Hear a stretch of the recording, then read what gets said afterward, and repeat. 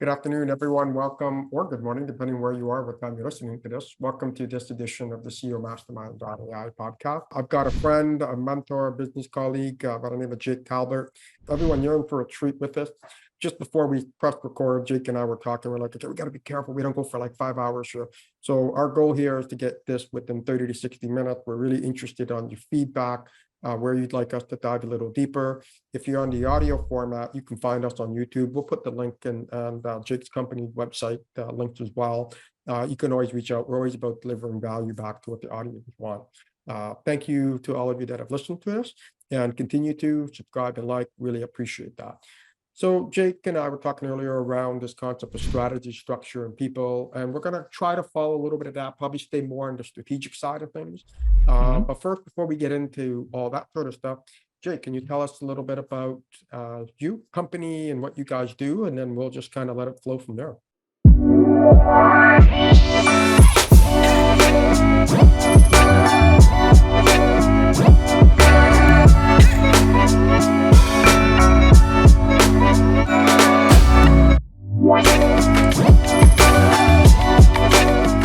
So yeah, I'm Jake, and I am the managing partner at a company called Six Division. Now, Six Division, we specifically help people to get better results, better ROI, better everything out of the tools that they use for their funnels, their journeys, and all of that. And so we focus heavily on creating an automatic client journey and a happy client factory. And then that's built within a framework we have that is what we call smooth scaling, which is kind of an operating system and a process to help people scale smoothly their business and not get caught up in all the what you could do's and the things and that they can hear at events or in books. It's like, no, let's keep it super focused. This is where you're at. Let's go do that. So we kind of have two sides, the journey heavy, and of course, overall business structure. Naturally, outside of that, married. I've got 3 boys, ranging in ages and such. And I'm actively working on naturally multiple projects. I'm sure a lot of people who listen, and even you, Davide, like you're working on projects all the time that are this and that. So I've got projects in helping people become better givers into the universe and finding their superpowers and gifts. And I've got projects I'm doing around grief recovery and all sorts of things. But today, I think we're focusing heavily more on that, the structure, the strategy, and kind of more that type of a system that we'd be doing. For sure. So thank you for that great introduction. And so I think one of the things I'd like to dive a little bit deeper in that in my experience and coming across many entrepreneurs, and I'd like to know if you agree with this and give some examples, but I think too many people just get into business and just grind, right? They just do stuff and this breaks and this shiny syndrome project and all that. And I think one of the things that the key word, if you take away nothing from this podcast and you left right now, customer journey. To me, I think that is something that is incorrectly done. Being Fortune 500 trained, leading large organizations and small, like the focus on the customer. Everybody says they want to help and solve a solution, but then they don't actually think about the process and the discovery process. So can you talk a little bit about, and I'll let you use your words and expertise. You guys are the best in North America. What is a customer journey? Do you find even the big names out there mess that up? They don't map it properly. And, what are some things people can do to get that right? So I'd love to peel that onion back a little bit with you. Yeah, for sure. So, I like to take it back to some of the simplest forms of what business is first and then build on that. And so what we like to focus on is like, cool, your business is essentially that there are people out there that they have a pain point, a problem, a thing they need, and money to give to get it. You have a service, a product, or whatever it is that's going to deliver some value to help them solve that problem. They're going to give you their money so that you can give them that value. If you do that, you have a business. Now, in order to do that, you have a journey. Like that, there's a journey that has to happen, whether it's I'm taking your cash in hand or I'm doing that online or whatever that looks like. So if you want to make more money, if you want your business to grow and scale, you have to improve what your journey is and the experience behind it so that that value level starts to go up so that the dollar amount people are willing to give you goes up. Goes up, yeah. And so for us, the journey is key to to all of that. And I'll talk a lot about journey, and I'll reference a lot experience, because those two sides, the journey, the steps in the process and such, but then of course the big lever you're going to pull is creating great experience. Yeah, at the end, absolutely. So just to give some context for some people, and as you think about the journey, although the consumer journey is very complex, it can be complex. The idea is to keep it simple and to keep it structured. You know, when people talk about the Google 7-11-4 rule, so before someone engages with something, they consume a content or they check you out for 7 hours. I think there was 7 hours of content, or spend 7 hours with you in some shape, way, or form, and there's multiple points. That's, to your point, where the experience is really critical. The 11 touch points, so they may still 7 hours to 11 touch points, and so that's what Google research says. And then sometimes they'll say in 4 different locations. So whether it's YouTube or whether it's your LinkedIn company page, like those are all touch points that when you plot it on a customer journey. So, and I think too many people take it for granted, right? They do one sales call, they give up, not realizing, hang on, there's a process, there's a journey that people go through this. Not many people just wake up and say, I'm going to get up and do this and spend this much money. Like, it's a process to get to that decision step, right? Which, how do you hire that experience? And to me, there's also been a study done that as a consumer, if let's say I've gone through the 7 hours of content and the 11 touch points, and I've now in the 4 places, I've gone through that and I've now made a decision to buy from you. Let's say that my peak interest at that point is at, we'll say 100% interest, because I want this thing. Immediately as buyers, we immediately drop our interest and our expectation of what we're going to get by 10%. Because we've all been burned so many times by not getting what we thought we were going to get, by not being delivered. Yeah, I want to have someone come fix my roof. The roofer comes out, they're like, here's what we're going to do. It's going to be amazing. We're going to have a new roof, blah, blah, blah. Great. But I also know they're going to probably mess some things up. They're going to come back for another thing. Like, as a society, we just immediately go to that feeling. And so the same idea is true. If I book a call with you, I want to book a consult with you, I have an assumption of peak pain point, peak interest to book the call with you. But as soon as I book it, I'm going to be like, I don't know if this guy can do what I need him to do. I don't know if I da-da-da. And that's why show-up rates drop. Or I opt in for your marketing and I'm like, oh yeah, this PDF, this video, this thing's going to be amazing. But as soon as I start getting it and I'm like, yeah, but he uses weird colors and fonts. I don't know if he actually knows what he's doing. I don't know if we immediately, any of those buyer decisions, we immediately drop expectation. And so if you just deliver great experience and exactly what you tell them you're going to give them, and maybe a little more, you are going to be outperforming the majority of the market, because most people aren't thinking about that. Most people, it's, yeah, if they drop that interest, like, we're just going to keep working through. And it's like, no, there's a reason people feel that way. And so if you just, you crush what you're delivering and create that amazing experience, people are going to, that's when people become happy raving fans. That's when leads convert better and prospects show up better to the calls and buy on the calls better. And the people, you're creating the clients you want, not clients that you're stuck with. Yeah, I think, what goes back to your, and obviously what you guys do is very tech focused, but you're steeped in strategy, which is, I think, a core difference, because anybody could, not anybody, but you could wobble the tech part together. But I think the experience and the delivery, despite the technology, the most important thing is word of mouth, right? But to your point, over delivering, like if you come in and even deliver at the expectation, I've heard that before. It's been a little while, but you guys are exactly right. Like the expectation's already low. So even if you deliver what you said you were going to, you're already 10% better.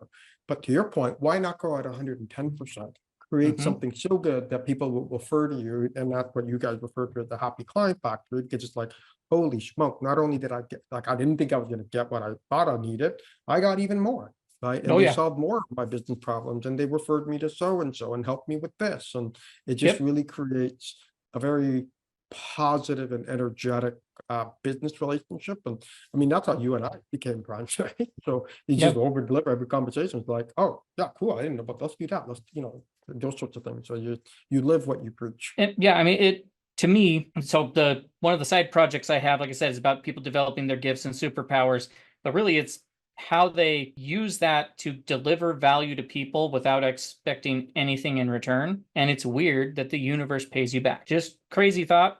Referrals come in, sales calls close better. It's like, yeah, I'm just going to keep delivering value. I often tell people there's so many things that we actually deliver to people that there's no reason for them to, like, they're not signing up to work with us because we're going to be helping them on figuring out how to hire the right people while they're working on their journey and while we're working on the tech. Guess what? Along the way, we're going to talk about that. We're going to talk about those other pieces of your business.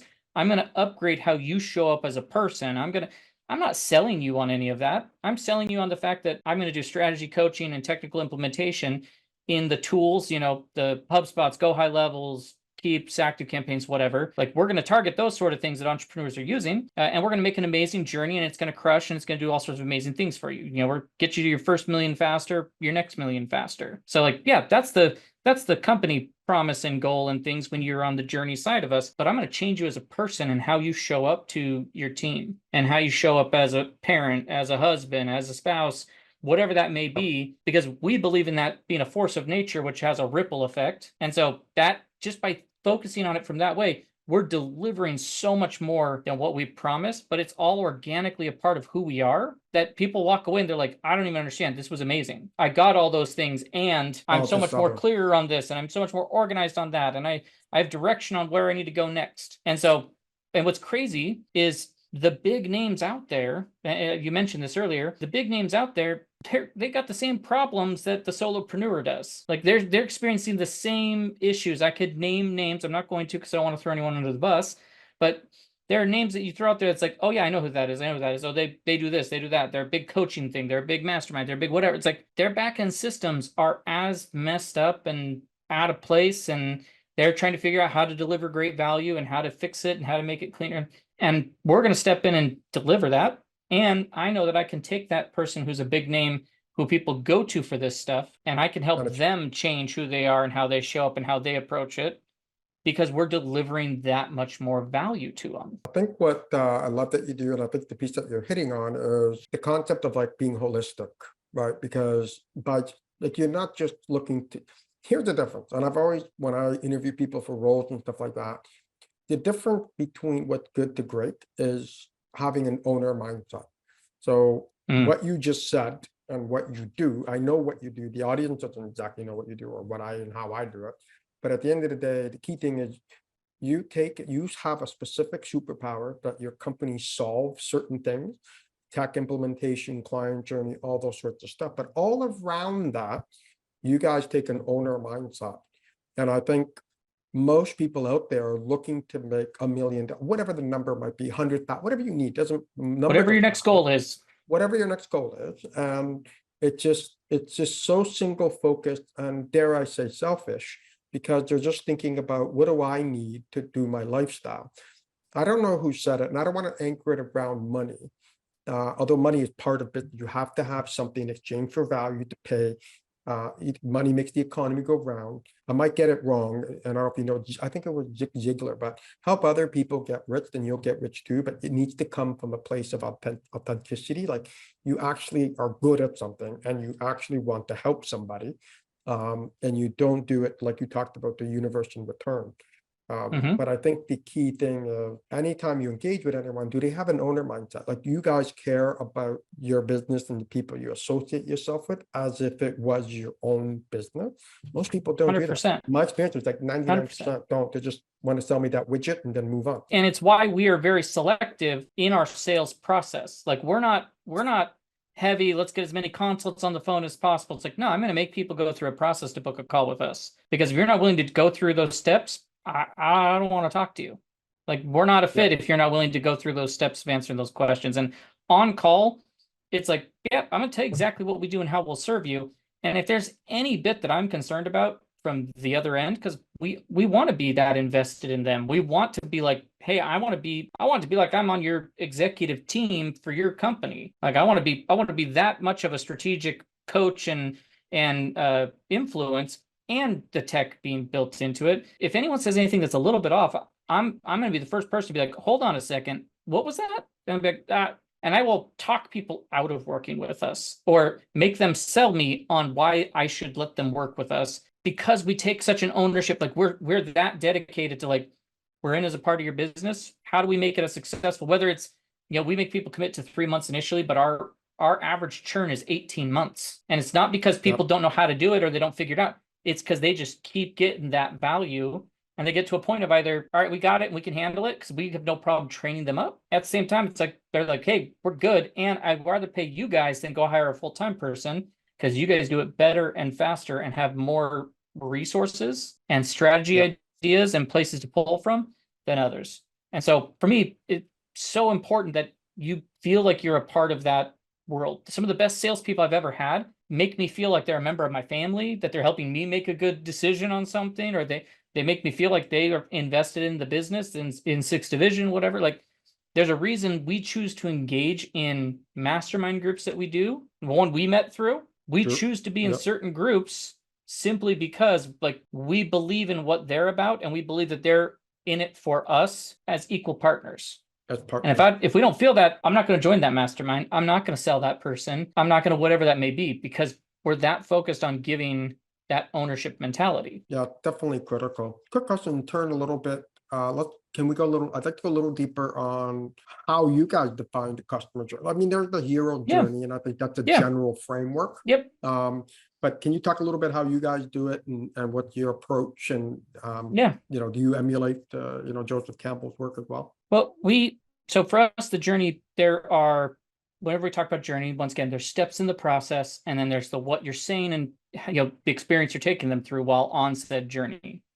And so for me, the biggest steps are people overcomplicate things. I need to create these ebooks and this opt-in and that automated webinar and this other thing, and I need to do that. Like, there's so many ideas and strategies out there, people get lost. And I think we talked about it earlier, this idea of people struggle they grind and grind because they have this thing that we call idea-itis. There's so many ideas, they don't know how to pick. And when they do pick, they're not taking it through the full strategy and planning before they go build. And so there's essentially what we call blimplementing, which is blueprinting and implementing at the same time. So for us, the journey, it's like, it's super simple. You're going to go out and get people's eyeballs. You're going to get in front of people. You want them to raise their hand and say, hey, yeah, I'm interested in your stuff. You want that person to book a call. You want to take their money. You want to create a great client experience. Like, it's truthfully that simple. I've had people in our office who are big name coaching businesses and a guy who is a hot tub dealer out of Utah, and being like, hey guys, the sooner you guys realize your business is the same and your journey is the same,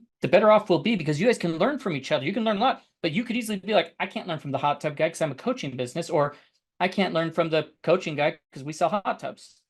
Like, no, there's only so many ways. That journey, that structure, the steps, the types of things you would go through, there's only so many ways to slice that. There's only so many ways to sell one-to-one over a call, a Zoom, and in person, one-to-many from a webinar, from stage, from whatever, online. I can deliver to you one-to-one in person or online, or a course or a membership. Like, there's only so many ways to slice up the pig, right? And so some ways, so for us, the journey becomes critical with that experience and the actual what you're saying as you're going through and how often you're being in front of them. Now, the biggest thing that separates how we plan and map and we build out the journey from a lot of people is, I often ask people, like, well, what's the journey? What's your process? And people are like, oh, well, we have on our website, we've got these opt-ins and these things, and here's what I'm like, whoa, okay, hold on, stop. What can I buy from you? Like, what do you do? People will tell me all sorts of, either we do all these opt-ins and things, or they'll tell me some philosophical, how they're changing the world. I'm like, I don't care about that. What can I buy from you? Oh, I can buy this or this. Cool. We'll get to the experience and the other parts of the journey, but I need to know, I need to be able to visualize in my head. We do that in a thing called a playbook, where it's like, okay, so I can buy from you a one-to-one service, and I can buy from you a group program. Great. How do I buy that from you? Is it on a call? Is it in person? Is there a contract involved? Is there a, great. How do you get people into that thing? Yeah. And so you're modeling out this idea of like, okay, but when you start at the end and work your way back, now when you go to create the journey, you create that experience, the messaging, your narrative, or whatever, whatever we want to call those different pieces, you're going to find that it's so much easier because you know what the end goal is. I know that I'm trying to get you into my one-on-one program, my group. So when I'm in the sales play and you've booked that call, it's super easy to be like, okay, the messaging needs to be like, where they came from, where they're supposed to go, and that this is the second thing you've sent them. So it needs to sound like this. It needs to be this, whether that's a text, email, a social media DM, or whatever outreach it may be, a phone call. Like, you craft those along those ways. So it starts big, and then you use what we call, because don't get distracted, that idea-itis and implementing. Institute the Lego principle. for those who can see video, not online, or if you're listening, I'll just describe to you. My office is full of Lego and Star Wars stuff. And when you open a Lego box and pour it out, a bunch of Lego bricks don't come out. Bags with numbers on them filled with Lego brick come out, and a book. And it's like, cool. I just opened the book. It says grab bag 1. I can put bags 2 through 11 away and just focus on bag 1. Just the steps for that. So let's now take that step in my client onboarding. Someone has signed up. I want to focus on it from a beach entry, not a cliff dive. I don't want to be like, hey, you bought the thing. Here's all the stuff. It's like, hey, you bought the thing. Here's the first 2-3 things to go do. We'll send you the other stuff here in a moment. Don't worry about it. It's coming. Just those. Oh, by the way, here's a video how to get the most out of this program. Here's a video on what to expect moving forward. Right. Yeah. Truthfully, if people dialed in, if we're talking about experience and journey, if every person, no matter if you're in what we call the prove it phase, where you're, sub 150,000 a year in revenue, if you're in a streamline it phase where you're between that and about 5-6 million, or you're scaling it well beyond that, if every business started by just honing that in, what are those core first deliverables I'm going to give somebody to onboard them and make them feel amazing? That changes what I say in my sales call. It changes what I'm sending to people along the way. It changes the messaging I'm going to do back in that lead play, that opt-in, or whatever it is. So for us, I want to know what the big picture is. What are my big journey, chapters of my book? What are the chapters of my book? And it's like, cool. Well, now I'm just going to talk about the sales chapter. Okay, cool. In the sales chapter, there's these sections, these stages. Great. In that stage, here's what's actually these are the stepping stones you're walking on.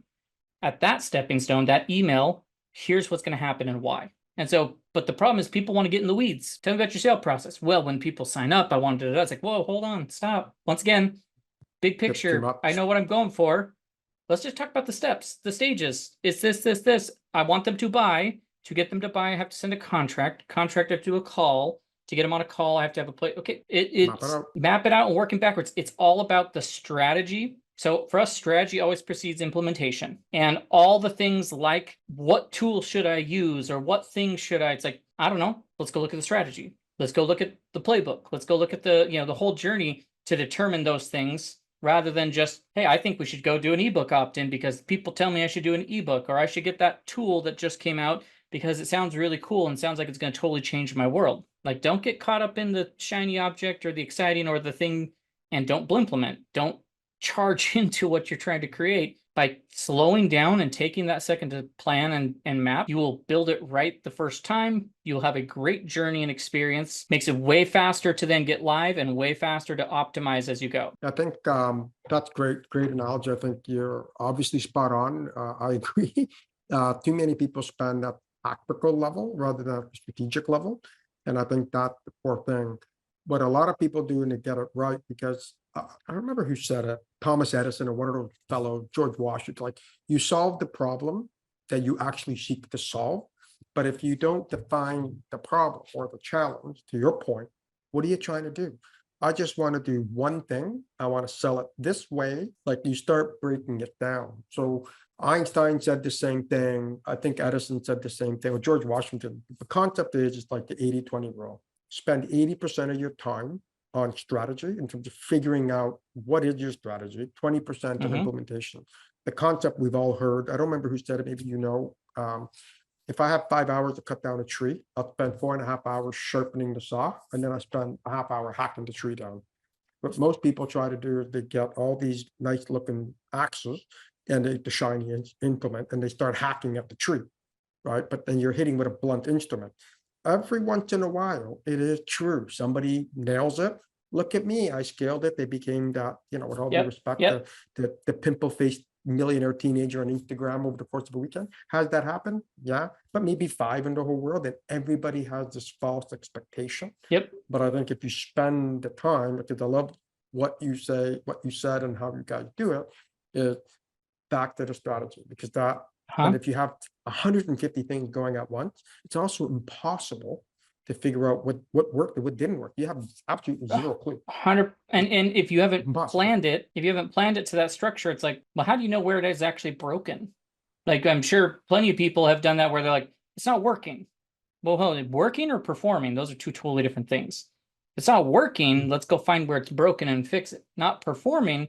Well, how are you going to identify that if you haven't actually mapped it? If you can't hold up a piece of paper and be like, it's this is my process, it makes it really difficult to find out why something's either not working or performing. And I love you hit on, so the Einstein quote I use when I do presentations. I love it. If the life's like a game, you have to know the rules first and then go play it better than anyone else. Yeah. And it's like, Yeah. yeah, you could go True. jump into a pickup game of basketball and try to figure it out, but those guys are going to kick you out real quick because you know how to play the game. Yeah, you're You know? toast. But yeah, all of that together, I think, the big thing, I know this is big in your world, is there's strategy, there's the actual ideas. And for us, it's like how you take ideas. The biggest pitfall for entrepreneurs is that idea-itis, because they take the idea, they try to be like, oh, we're all in, we're gonna do this thing, and then they fall flat. And it's like there's this chasm, there's this canyon of the ideas you had in life that just fell to their death because you didn't have a clear way of going about it. And what that looks like is like if you have a bucket of like yellow pads of paper or workbooks from events or handouts and sheets and everything. I'm guilty of it. I'm sure you're probably guilty of having some of those. Like Yep. yeah, that all those Absolutely. great ideas and things, like they've died along the way because they weren't applicable. So the strategy, I think in your world, the structure, it's like, okay, well, if that's what we're going to do, how does it fit into my world? How does it fit in my thing? Now let me go execute. Now let me go build into this thing. Or people get distracted by, maybe I should hire somebody. Maybe I need to bring in a CEO for my company, and maybe I need to do this thing, or maybe I need to do that. It's like, whoa, you're getting super distracted. How well are you delivering what you say you're going to deliver to people? And how easy is it for people to step in and adapt to that thing? If you can't answer it's doing really well, don't go hire a new sales rep yet. Don't go hire a new customer service rep. Don't go hire, someone for leadership. If you can't be like, yep, here's what it is, here's the keys to the thing.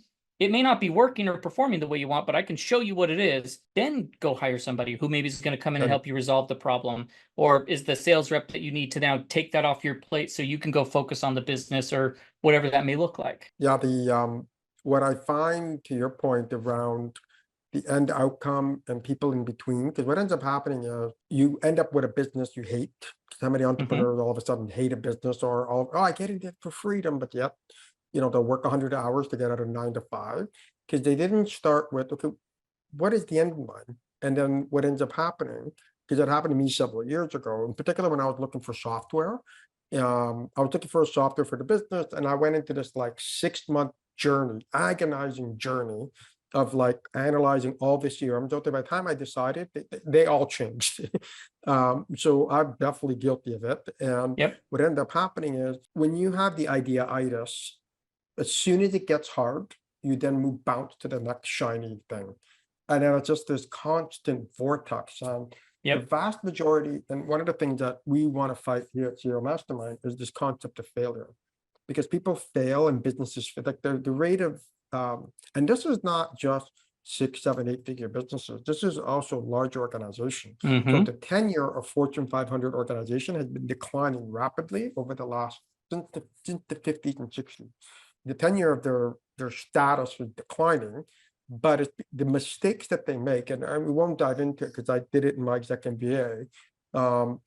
They were all, for all intents and purposes, they were shiny object driven, right? They weren't paying attention to they were just all over the place. And it's like, oh, hold on a second. The basics of business have always been word of mouth. Word of mouth is driven by great experience and driven by something somebody's really good at. To your point, what's your gift, your superpower? How can you help somebody exchange some value for it? Do it so damn good that everybody talks about you. And people forget that. And so whether you're a $150,000 a year business or a $15 million a year business or $150 million, people forget about I walked into several years ago into a 9-figure business. I couldn't find a position statement on the brand. I couldn't find the basic, put the brand DNA, like just basic stuff. And I'm like, what are you about? How is it?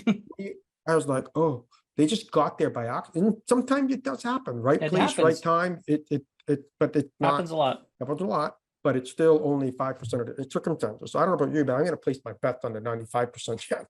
Like, how do I make myself, my people I serve, 95% chance of being successful, rather than going on a whim of this idea-itis and bounce idea to idea of the 5%. You know what? I'm gonna go. You know what they say. I'm a golfer wannabe, so I don't golf often, but I enjoy it just to get out. But you drive for show, but you putt for dough. And it's the same thing with terms of incremental wins. All you need to play the game of golf is a putter and a 7-iron. That's it. You don't need all the other stuff is noise, right? All you gotta do is hit 150 yards a time, putt it, you're good. Like you will par it every time. You'll make it to the PGA if you got 72 every single time. Like you'll be, and so people overcomplicate it. So I think there's a lot of I truth think in what you said. I think the other thing you hit on that's really important is, which once again, this is getting into the, like, people know us for like the systems and strategy and coaching and the tech. And it's like, yeah, but there's the other side, the smooth scaling side of the business. So I think the other thing is that we've used terms like, get to your first million, your next million, the 15 million business, 50 million year business, 150. It's like the way people are defining their success as an entrepreneur, as a business owner. It's like, hold on a second. When you start to step back and look at a financial return that you want out of your company, like, so it's the company you want, not the one you wake up and you're just stuck with one day and you don't like. It comes down to, there are, to me, 3 currencies in life. And you have, to me, you look at them in this exact order: time, energy, money. Yeah. Where do I want to spend my time? What do I want to spend time on, or what do I not want to spend time on? Where do I want to put the energy? Where don't I want to put the energy? What money do I want to make? And what money am I willing to give up? Well, what money am I willing to, like, I don't care about that money at that point. And so as people set their own like return of what they want, and I always tell them, like, there's the what you like, what's comfortable, what's your, I'm not being stupid, but my, hey, this would be really awesome. And then what's your floor? Well, the same thing is true. Time. I want to spend time. So I personally, I'm an early riser. I get to work early. I get into the office about 4 a.m. I leave, like, this is, it's 2:52 here. So it's about 50 minutes past to when I'm normally here, because I like to be walking in the door when my boys are walking in from school. And that way I get to be a present dad all evening, all afternoon. I can help with homework. I can make sure chores are getting done. I can help with dinner. My wife works from home, and, giving her a chance to relax and do things. Like, I want my time spent there. I want to spend my energy there. Well, at the same time, I came up to becoming the managing partner here. I started as an employee, actually. I started as a coach. And I worked my way up to run the team. I worked my way up to eventually where I was like, hey, we need you to run this company, so they could go focus on, the founding partner could go focus on other pieces. And so with that, I now have I had clients I work with. I have different things like, well, where's my time and energy best spent? And like, we had to make a rule at one point where it was, all right, after this date, Jake can be on calls with people, but Jake cannot touch tech for people, because the energy and the time that it takes for that would be better spent with him doing this for the company and that for the company. And so I was giving up something I love, working with people and delivering great value, but for the future of the company and what's happening there and the return I'm getting from time and energy and money from there. And the other side of it is, I'm willing to give up time to save money in cases. I'm willing to give up time to save energy on things. I'm willing to give up money to save time on things. And so as you look at those currencies and redefine what success is for you. I mean, I've gone to these mastermind groups and events where there's people who are running, they're like, oh yeah, I grew from a startup to a 7 million and we're going to do 50 million this year. And I'm like, in 3 years? Holy crap. Like that's insane. That's one of those are the one-off amazing situations that you hear about. It's like, and if I try to pin myself and put my success against that, I'm never going to be happy. I'm never going to be fulfilled. And I'm going to keep grinding and causing myself to creating a business I don't like and a lifestyle I don't like. Where if I look at it from the success of like, okay, I've defined it as like my time spent in these places, energy in these places, and my actual return financially, I know what my comfort is. I know what my goal that's achievable is. But I also know what my floor is, that if I had to cut some stuff, like, we're a small company, we're multi-7 figure, we've got 8-9 employees right now, but we also offer full insurance, fully paid. We offer 401k. We offer all these things. It's like, because we take care of our people, but take care of people. If something were to happen, I know that I'm willing to drop income. I'm willing to drop profit for myself or for owners, because we want to maintain a great environment for our people and keep the insurance and keep the, so I know what my floor is before I'm like, all right, guys, something's got to give. I know what the floor is for me personally. I know what it is for the company. It's like, something's got to give. And that's either got to be like, we got to cut costs somewhere, or someone, hopefully we never get to that, which we never had. We've never had to get to that point, but I've had to make those decisions in my personal life of, okay, something's got to give. I only have so much time or money. I've got my ceiling and floor of what I have available. Something's got to give. I got to give up this thing that I've enjoyed doing for, 15 years of my life because I'm through church, through family, through work. I've got other responsibilities where my time, energy needs to be spent. And so redefining that success, I think that's a huge thing that if anyone's listening to this, that don't set yourself on the, oh yeah, those people, they're doing this thing, or they got in at the right time, or it's like, no, what's success for you? And then build the model, Yeah. build the menu and the model for your business that allows you to get to those things that you want. You may not be where you can leave at 2 o'clock every day and go be home with your kids when they walk in the door. That may not happen right away. But if that's your goal and that's what success looks like, then build the business, the model, the team that helps you get that. That's what you engineer. I love what you said about that, because I had this conversation with another successful business person, and everyone has this concept of chasing an X size business as that is the determinant of success. Guess what? If you made 100 grand US a year and you want to live on the beach, have everything, you can actually do that in Thailand, if that's where you want to live, for example, because I know someone that's doing it. Have $1 million a year of business, you can do it from Thailand or anywhere in the world, but guess what? You won't be on the beach 7 hours a day, right? Like, so to your point, the most important thing as you're developing the customer journey and the strategic framework for your business and what you love doing, I'm really glad you brought that up, because that should and must be within the context of time, energy, and money. Like most people on the podcast will know, if you don't, Alex Hermosi, people get mad at him or whatever and say, oh, you work all the time, you shouldn't do that. The guy loves working. That's his He thing. works day and night, that's his jam. And so for me, I chose not to go work for Amazon or Netflix because I had young kids at the time, and I'm like, well, I'm not going to go make some more money at the expense of being an absent father for years to say that I worked at these companies. And I'm like, it didn't serve the end goal I was after, to your point, right? Like, it's like, you just got to figure, where do you want to live? What kind of lifestyle do you want? What's important to you? If you want to work 4 hours a day, okay, fine. You reverse engineer, you create a skill set. You create a premium per hour work. But like, there's all kinds of ways to engineer it. But I think that's the key takeaway is, what are you really good at, which is something you help people at. Look, how do you create the business structure? What's the customer journey and the structure you want to do that? All of that within the backdrop of you as an individual and as a family unit, or if someone, because you can work night and day. If you say, look, I want to be single in my 20s and I'm going to do what I need to do for 10 years, like that's what you want to do and give it up. That's your thing. Great. And go do it. But you and I have kids, and it would be pretty difficult for me to wake up and work 18 hours a day, rinse and repeat on end. I mean, it would all end within months. I've had people try to call me out and be like, well, you say you get to the office at 4 a.m. and you're leaving at 2. That's still that's a 10-hour day. You're still working beyond a normal day. I'm like, yeah, I didn't tell you what I'm doing between 4 and 8 o'clock when my team shows up. Like, that's Jake time. I can choose where I want to spend my time and energy. If I want to read a book, if I want to meditate, if I want to watch, I watched a Star Wars thing today. That's what I chose to do with the first hour of my day when I got to the office was, you know what? I just want to start off with something I enjoyed, and that's Star Wars. I'm going to watch something. But there are days I come in and it's 4 a.m. and I'm like, you know what?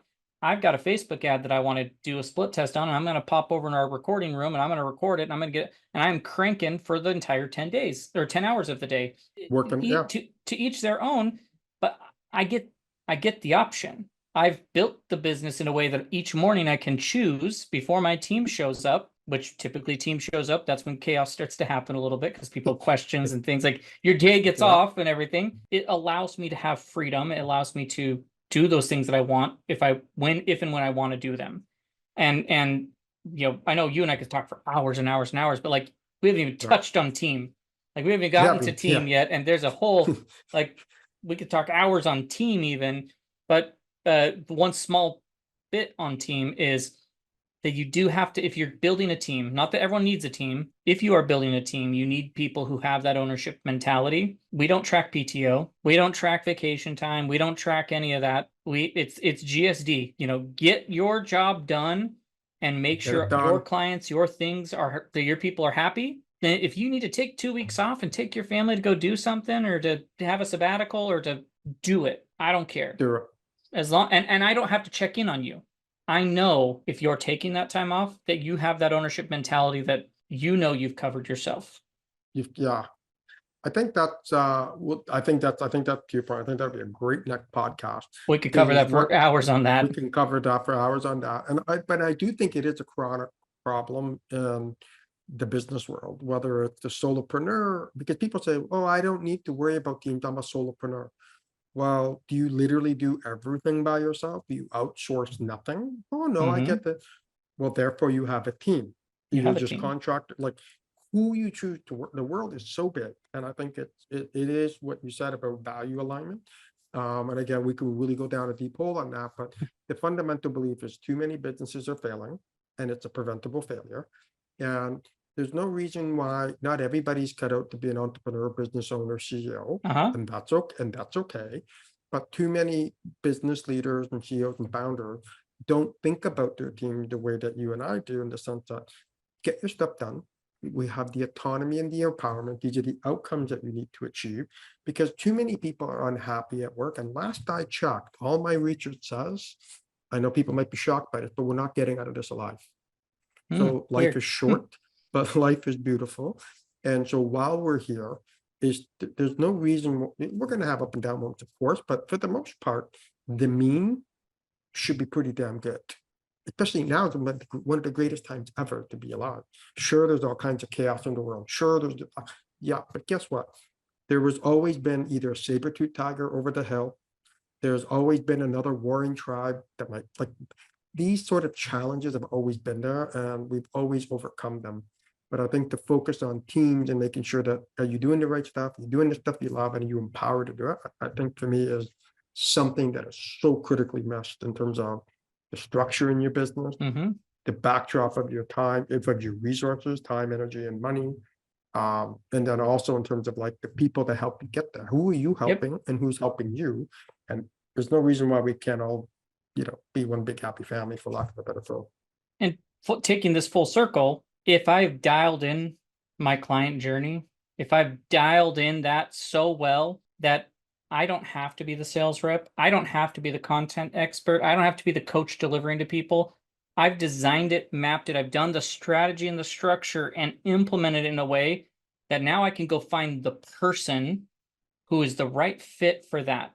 Fit, personality, company-wise, technical skill, whatever, all those pieces combined together, and I can plug them in, and it's so easy because it's like I know exactly what I'm looking for because I know what my journey is, I know what the deliverables, You know what you're building. I know what I built. I know what I want out of the company because I took the time to build the strategy and the structure of my tactical vision. What's my return and what's our menu and how do I want to do that?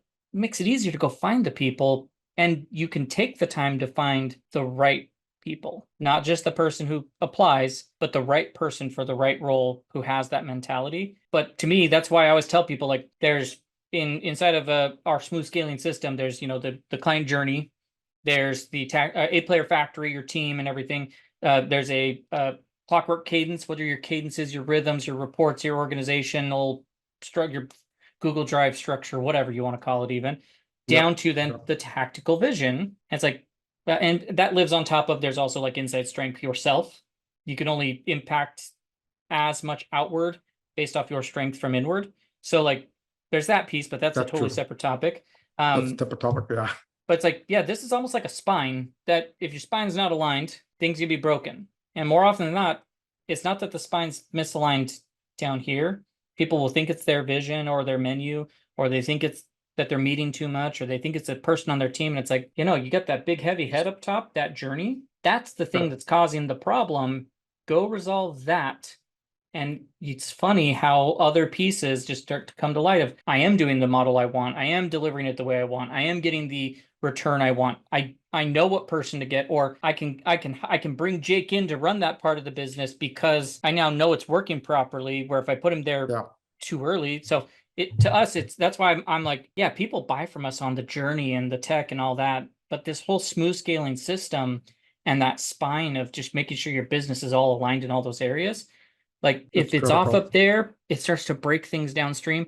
If you think it's broken downstream, it's actually probably something broken in your journey, and you should start there. I always liken it to, like, we'll wrap up in a few minutes. It's like, imagine you just showed up and you just wanted to build a house. What am I building? where am I building? Am I building a house in the Rockies, Denver, Colorado, Calgary, Alberta, or am I wanting to build a house with a basement in Florida, which you can't do because the water table, you can't, there's no basement in Florida, because like where I live in the Northeast in Toronto, sure, you can go down as much as you want. It's all salt. And so that's the thing, I think, to your point, people, they misattribute. And I think in other parts of life, there's an approach, there's a structure, there's a strategy. How do you build a sports team? There's an approach, there's a chemistry, there's a goal. How do you build the condo? How do you build the house? Like, How do you build a great family structure? How do you family create a structure? great relationship with your partner? Like, I'm all about structure. I'm all about, like, to almost a pivotal, terrible end sometimes, where it's like, I know exactly what I want. I know what we're doing, where we're going. Like, I'm that person, like, we're going on vacation. I've got an Excel spreadsheet with things detailed out and everything's all like, that's me. But we structure, when are we going to have conversations? When are we going to check in as a couple? When are we, like, we've got structures of, we're going to do date night every Friday night, no matter what. Does not matter how much, if we when we were at our poorest of poor with money, we made it a point, no matter what. You get something. So it's there's a that tradition, structure there's a in format. all parts of it, structure in the marriage, in my family, in my, how I manage things through all my responsibilities with church, with the company, with my team, with every bit, with partners and influencers. Like, there's a structure. I'm going to plan what I want in each of those areas. And the more that I can build a structure behind it, a framework of some kind, that it's like, yeah, when I get off, I can come back to that. I think the one thing people miss, you and I know him, Alex. A lot of time people reject the concept because some people, I don't want to go on vacation free willy-nilly or whatever. The reality is the degree of structure will be determined by your personality, whether you excel it or just put it on a piece of paper. But the importance is structure and process, and sort of some sandbox, some sticks to hold it all together will actually set you free.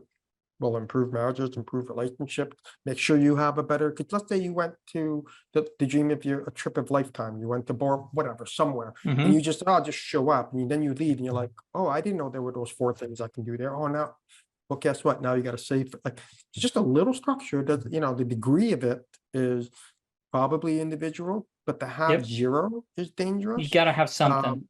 Gotta have something.